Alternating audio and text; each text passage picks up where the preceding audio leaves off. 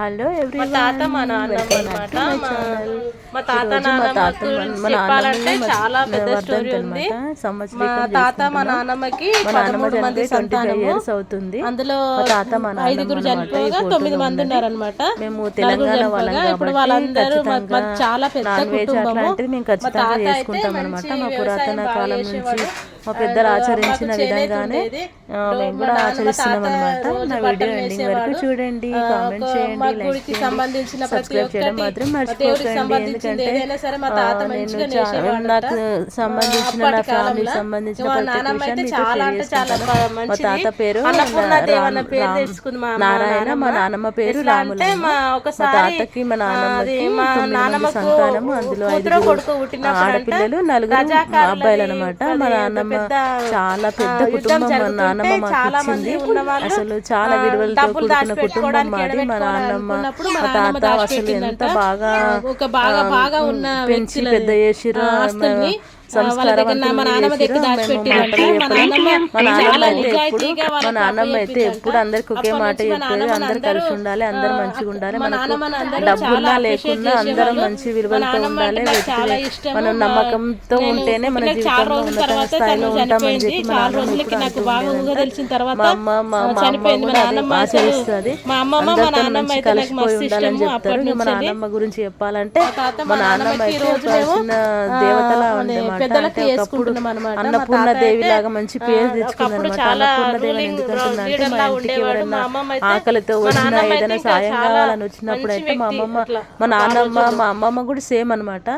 వాళ్ళు వాళ్ళకి తోచిన ఉన్న దాంట్లో ఎంతో కొంత నలుగురికి సహాయం చేసి గొప్ప స్థాయిలో ఉన్నారనమాట. ఇప్పటికీ మా నాన్నమ్మ గురించి చాలామంది రాములమ్మ మన్మర్లా, మీరు నా రాములమ్మ మన్మరాలా అని చెప్పి అంటుంటారనమాట. అంటే మా నాన్నమ్మ అంత గుర్తుండిపోయింది. అంతేకాదు మా నాన్నమ్మ అంత మంచి గుణంతే కాదు, మా నాన్నమ్మ ఒకప్పుడు అంటే బ్రిటిష్ వాళ్ళది అప్పుడు రాజాకారుల యుద్ధం జరిగినప్పుడు మా నాన్నమ్మ ఒక బాబును కన్నదంట. బాబో పాపనో తెలీదు. అయితే మా నాన్నమ్మ ఇంకా ఆ టైంలో అయితే చాలామంది చాలా హింసాత్మకమైన చర్యలు చేపట్టినప్పుడు మా నాన్నమ్మ డేరింగ్ చేసి ఉండేనంట. అంటే చుట్టుపక్కల ఉన్న చాలా ఆసాములు అట్లా భూమిలో వాళ్ళు ఆస్తులకు సంబంధించి వాళ్ళ నగలు ఆస్తి పత్రాలు అన్నీ తెచ్చి మా నాన్నమ్మ దగ్గర దాచిపెట్టిరంట ఒకప్పుడు. అయితే మా నాన్నమ్మ వాళ్ళందరినీ అసలు ఏ చిన్న కనీసం ముక్కు పుడక కూడా దొంగిలించకుండా ఎవరికి ఎలా ఇచ్చిరో అట్లా వాళ్ళకి అప్పచెప్పిందంట మా నాన్నమ్మ. అందుకనే మా నాన్నమ్మను నిస్వార్థంగా అందరికీ సేవ చేసిందని చెప్పి ప్రతి ఒక్కరు చాలా బాగా గౌరవించారు. మా నాన్నమ్మనే కాదు మమ్మల్ని కూడా మా కుటుంబాన్ని కూడా మాకు చాలా గౌరవిస్తారనమాట. మా తాత కూడా చాలా అంటే చాలా మంచి వ్యక్తి ఉండేనంట. మా తాత చేనేత అంటే మేము పద్మశాలీస్ అనమాట. మేము మా తాతలు అందరు ఇట్లా అవే బట్టలు నేసేవాళ్ళు అనమాట. ఎక్స్పెషల్ మా తాత అయితే ప్రతి సంవత్సరము ఏ గుడిలో ఎలాంటి పూజలు అర్చనలు ఏది చేసినా కానీ ఫస్ట్ మా ఇంటి దగ్గరనే మా తాతనే చీరలు కానీ దేవుడికి సంబంధించిన అన్నీ నేసేవాడంట. మా వదిన ఇప్పుడు చికెన్కి అంతే గ్రేవీకి అన్నీ అది కలుపుతుంది అనమాట. అయితే మేము ఎప్పుడైనా సరే మా నాన్నమ్మ చెప్పినట్టే మేము ఆచరిస్తాము. ఎందుకంటే మన పెద్దవాళ్ళు ఎట్లయితే ఉంటారో మన పెద్దలను చూసి పిల్లలు కూడా అట్లాంటివే నేర్స్తారు అంటారు కాబట్టి అదంతా చెప్పడం జరుగుతుందనమాట. మాదైతే చాలా పెద్ద కుటుంబం. మా ఇంట్లో ఏ చిన్న పండుగ జరిగినా కానీ కంపల్సరిగా అందరికీ చెప్పుకుంటాం అనమాట. ఎంత లేదన్నా ఏ చిన్న ఫంక్షన్ చేసుకున్నా కానీ కనీసం 100 మంది అయినా మా ఫ్యామిలీ మెంబరు ఉంటారనమాట. అంటే చెప్పాను కదా మా నాన్నమ్మకి 9 మంది సంతానం అని. ఇంకా వాళ్ళ ఫ్యామిలీస్ మా ఫ్యామిలీస్ ఇంకా రెగ్యులర్గా ఏదో ఒక ఫంక్షన్లో అట్లా అటెండ్ అవుతూనే ఉంటాం అనమాట. అందరికీ కష్టసుఖాలు తెలుసుకోవడము, అందరికీ ఏదైనా సహాయం అయినప్పుడు ఏదైనా అవసరమైనప్పుడు ఇంకొకరికి సహాయం చేయడం అట్లాంటివన్నీ చేసుకుంటూ ఉంటారనమాట. అందుకనే నేను మా ఫ్యామిలీని నాకు చాలా దేవుడిచ్చిన గొప్ప ఫ్యామిలీగానే భావిస్తాను. మా అన్న వదిన ఎంత బాగా చూసుకుంటారో మా ఫ్యామిలీ కూడా అందరూ అట్లాంటి వాళ్ళు, మంచి వాళ్ళు. అంటే నేను ఎక్కువ చెప్తున్నాను అనుకోకండి. మన ఫ్యామిలీ ఎలా ఉంటే మన ప్రవర్తన కూడా అట్లనే ఉంటుంది అంటారు కదా, అట్లా అనమాట. నాకు తెలిసినంత వరకు నేను ఏదో సాధించాలని చెప్పి ఇట్లా పెయింటింగ్ ఫీల్డ్లోకి వచ్చినా కానీ నన్ను ఎవ్వరు డిస్కనెక్ట్ చేయలేదు. నువ్వేం చేస్తావు చేసుకో, నీకు నేను ఉన్నామని చెప్పి ఎంకరేజ్ చేసిరనమాట. ఎంత మనము జీవితంలో ఏది సాధించాలన్నా, ఏమి అనుకున్నది నెరవేరాలన్నా కూడా మన ఫ్యామిలీ సపోర్ట్ అయితే ఖచ్చితంగా ఉండాలి. మిగతా ఎవరి సపోర్ట్ ఉన్నా లేకున్నా కానీ మన ఫ్యామిలీ సపోర్ట్ ఉంటే కనుక మనం ఆకాశానికి నిచ్చెన లేయడంతో కాదు, ఆకాశంలో విహరించగలుగుతాం అనమాట. అంటే దానికి పర్ఫెక్ట్ ఎగ్జాంపుల్గా నేనే చెప్పొచ్చు. ఎందుకంటే నేను ఒక డిజబుల్ పర్సన్ని, కానీ నేను ఎప్పుడు అలా ఫీల్ అవ్వలేదు నేను వైకల్యంతో ఉన్నా అని చెప్పి. ఎందుకంటే నన్ను ఎవరు కూడా అట్లా దృష్టిగా, మా ఫ్యామిలీ మెంబర్స్ ఎవరు కూడా అట్లా చూడలేరు. మమ్మల్ని అందరూ ఎంకరేజ్ చేసినట్టే ఉన్నారు. నువ్వు ఇట్లా చేయాలమ్మా, అట్లా చేయాలని చెప్పి సజెషన్స్ అయితే చాలామంది ఇచ్చిర్రు అనమాట. ఇప్పుడు మా వదిన చికెన్ అండ్ మటన్ వండుతుంది. ఇది చికెన్ అనమాట, మటన్ ఇందులో వేస్తుంది. మన కుక్కర్లో మటన్ వేసి మసాలాలు అవి వేసి పోసి అది వేసి అందులో మటన్ వేసి ఉడకబెడుతుంది అనమాట. ఇక్కడ పక్కనేమో చికెన్ అనమాట. చెప్పాను కదా మా ఇంట్లో ఏదైనా ఫెస్టివల్గా గట్టిగా చేసుకుంటామని చెప్పేసి. మన సంక్రాంతి రోజు మేము నాన్ వెజ్ అది ఏమీ వండుకోలేదు. యాక్చువల్లీ మా తెలంగాణలో ఏంటంటే సంక్రాంతికి కూడా నాన్ వెజ్ తింటారు, కానీ మేము అప్పుడు మా అన్నయ్య అయ్యప్ప దీక్షలో ఉన్నాడు, శబరిమల నుంచి రాలేదు అని చెప్పి మేము మొన్న వేసుకోలేదు. అందుకనే ఇక ఇప్పుడు మా నాన్నమ్మది అది ఉంది కాబట్టి ఇక అట్లనే మేము కూడా ఈరోజు స్టార్ట్ చేస్తున్నాం అనమాట. నేను 2 months తర్వాత చికెన్ మటన్ ఇట్లాంటి నాన్ వెజ్ తినబోతున్నాను. నిజంగా నాకైతే చాలా ఎక్సైటింగ్గా ఉంది. ఎట్లుంటుందా ఇన్ని రోజుల తర్వాత తింటున్నా అని చెప్పేసి. ఎందుకంటే మనకు కొద్ది రోజులు గ్యాప్ ఇచ్చిన తర్వాత ఏదైనా రెగ్యులర్గా తినే వస్తువు కొద్ది రోజులు గ్యాప్ తీసుకొని తిన్నాం అనుకో, దాంట్లో వచ్చే కిక్కే వేరు. ఎందుకంటే ఇన్ని రోజుల తర్వాత తినబోతున్నాం. నాకైతే గ్రేవింగ్స్ వస్తున్నాయంట, ఎప్పుడెప్పుడు తిందామా అని చెప్పి. ఇప్పుడు మా వదిన చికెన్లో కూడా మంచి మసాలా అది యాడ్ చేసి మంచిగా కలిపి దాన్ని కూడా కుక్ చేస్తుంది. ఇంకొకసారి ఎప్పుడైనా వీడియో చేసినప్పుడు మేము వదిన చికెన్ ఎలా వండుతుందో దాని గురించి కూడా నేను మంచి వీడియో చేస్తాను. ఇప్పుడు ఏంటంటే చాలా ఫుడ్ ఐటమ్స్ చేస్తుంది కాబట్టి నేను వాటి అన్నిటి గురించి ఎక్స్ప్లెయిన్ చేయలేకపోతున్నాను. ఇందులో కారం వేస్తుంది. ఇంకొక విషయం ఏంటంటే మనం ఆరోగ్యంగా ఉండాలంటే మంచి ఫుడ్ తినాలి. మంచి ఫుడ్ ఎలా తిండి ఆరోగ్యం ఒకటే కాదు, మంచి మనస్తత్వం ఉండాలంటే మంచి మనుషుల మధ్య ఉండాలని చెప్పేసి మా వదిన ఇప్పుడు ఇంకా అదేంటి పకోడీ అట్లాంటివి వేస్తుంది అనమాట. మేము ఏంటంటే పొద్దున 9 o'clock అట్లా స్టార్ట్ చేసింది కుకింగ్ చేయడము. పొద్దున మేము టిఫిన్ చేసినాం అనమాట. ఓన్లీ ఉప్మా చేసింది వదిన. ఉప్మా తర్వాత ఇంకా అన్ని ఒకటి తర్వాత ఒకటి వంటలు అన్నీ చేస్తూనే ఉంది. ఇంకా ఇప్పుడు పకోడీ అది రెడీ అవుతుంది. మంచిగా లో ఫ్లేమ్లో పెట్టి ఇట్లా బ్రౌన్ కలర్ వచ్చేలాగా, గోల్డెన్ కలర్ వచ్చేలాగా మంచిగా వేస్తుంది అనమాట. ఆ తర్వాత మన మినపవడలు వేస్తుంది. మినపవడల్ని మా ఇంట్లో అప్పుడప్పుడు వేసుకుంటాం అనమాట.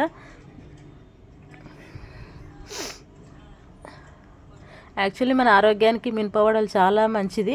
ఇవి తింటే మన ఇమ్యూనిటీ బూస్ట్ అవ్వడంతో పాటు మన బోన్స్ కూడా చాలా మంచిగా వర్క్ చేస్తుంది అని చెప్పి విన్నాను. మన మినప్పప్పుతో తయారు అయిందే కాబట్టి అందుకే మేము ఇవి చేసుకుంటున్నాము. తర్వాత మా వదిన అవి తీసుకొని పక్కన తీసి పెట్టింది అనమాట. తర్వాత పూరీలు అవి వేస్తుంటుంది. ఇంకా నేను చెప్పాను కదా మా అమ్మ మా నాన్న ఇట్లా మాది పెద్ద ఉన్న వాళ్ళదేం కుటుంబం కాదు, మేము మిడిల్ క్లాస్ వాళ్ళమే. కానీ ఉన్నంతలో మాత్రం మేమైతే మంచిగానే ఉన్నామని అనుకుంటాం.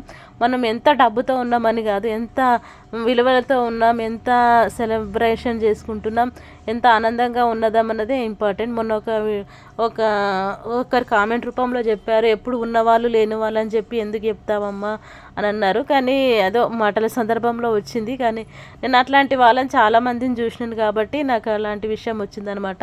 లేకపోతే నేను చెప్పకపోయేదాన్ని. ఇంకా చికెన్ రెడీ అయిపోయింది, మటన్ కూడా రెడీ అయిపోయింది, ఇక్కడ బజ్జీలు రెడీ అయిపోయినాయి, ఇక్కడ బహారన్నం రెడీ అయింది. ఇంకా అన్నీ మా వదిన ఇంకా ఒకటి తర్వాత ఒకటి అన్నీ తీసుకొచ్చి పెడుతుంది. పూరీలు తీసుకొస్తుంది. ఇప్పుడు పూరీలు కూడా వేస్తుంది అన్నమాట. వడలు వేస్తున్నది. ఇంకా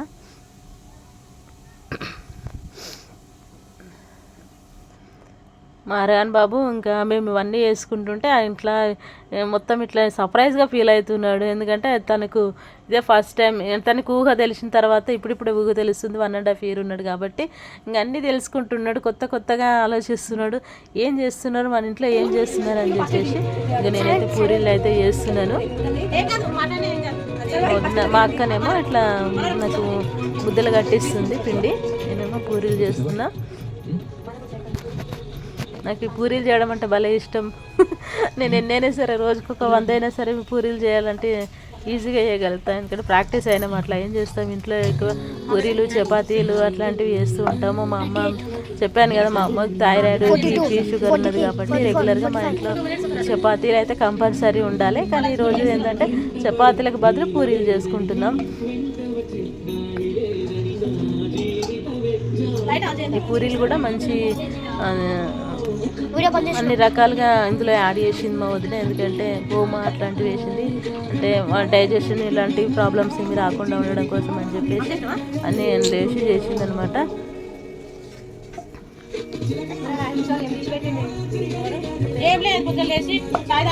మా అర్హన్ బాబు పక్కన ఆడుకుంటున్నాడు, తనకు మొబైల్ కావాలి అని చెప్పి ఊరికే అల్లరి చేస్తుండు. కానీ ఇంకా ఇవ్వలేదు, నేనే చెప్పినా నేను ఎట్లయినా సరే వీడియో వేయాలి అని చెప్పేసి చేస్తుంది అనమాట. కొంచెం పిండి మెత్తగా అయింది, అందుకని కొంచెం విడిపిండి ఎక్కువ వేసుకొని ఇట్లా పూరీలు ఎట్లా చేస్తున్నా. ఇక్కడ మటన్ ఉడుకుతూ ఉంది, మోదిన కలుపుతుంది.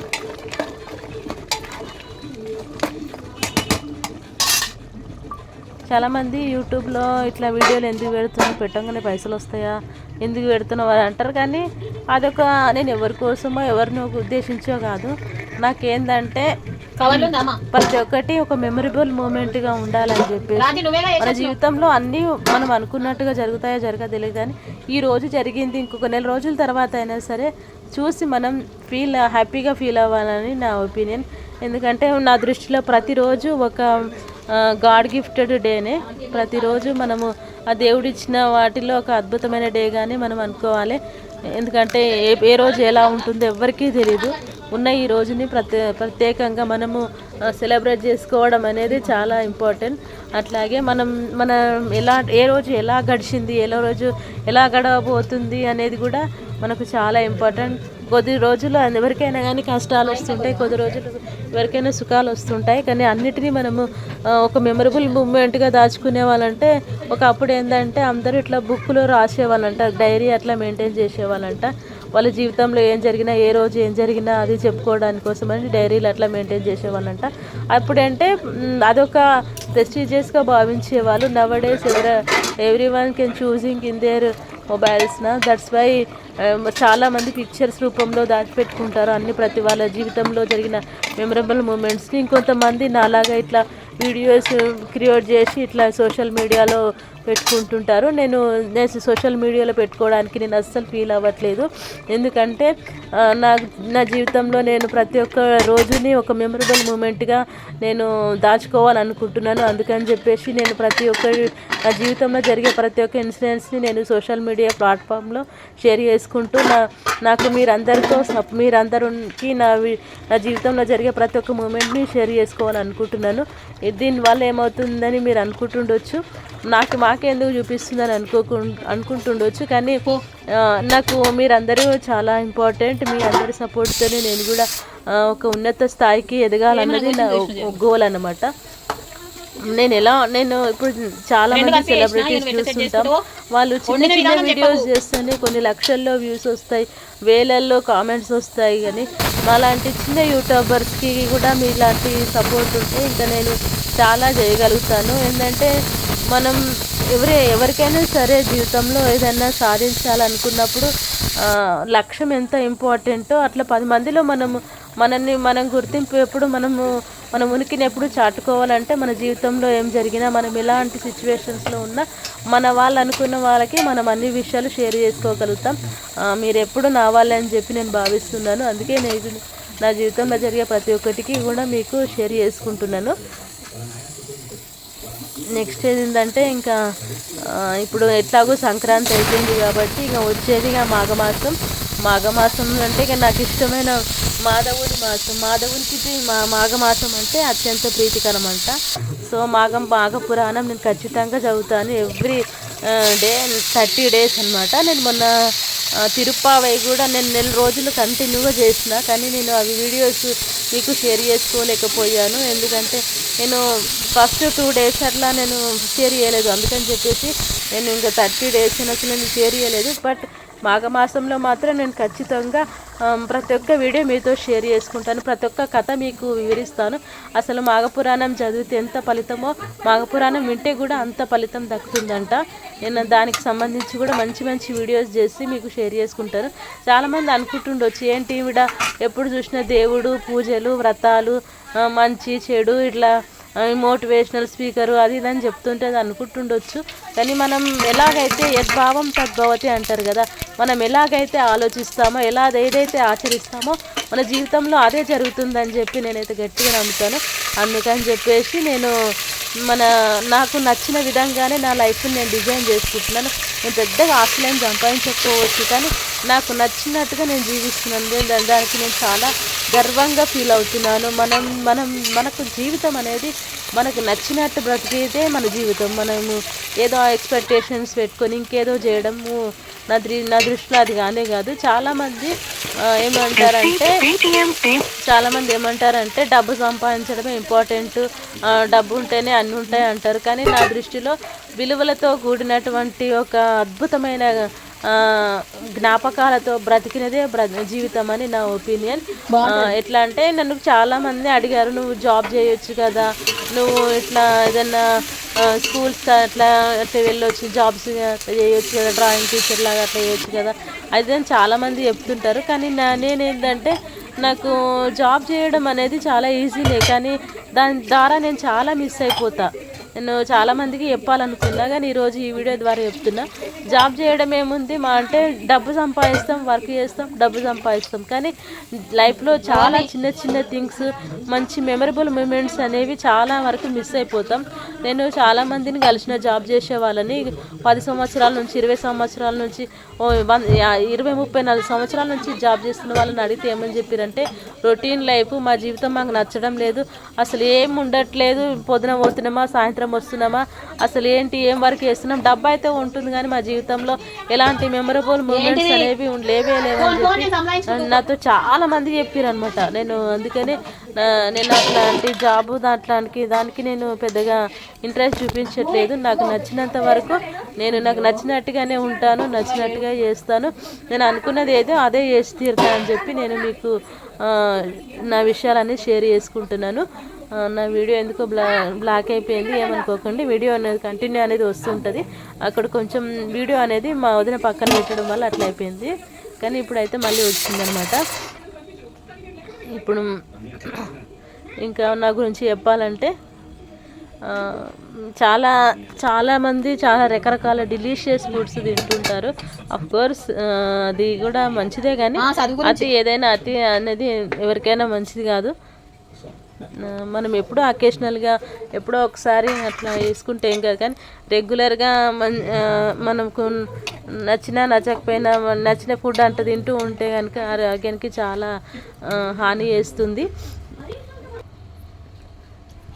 నేను రీసెంట్గా కొన్ని మూవీస్ చూసిన, ఆ మూవీస్ కింద చెప్తా. మొన్ననే రీసెంట్గా వచ్చినట్టు వికట కవి సిరీస్ బాగుందబ్బా, నేనైతే చూసిన.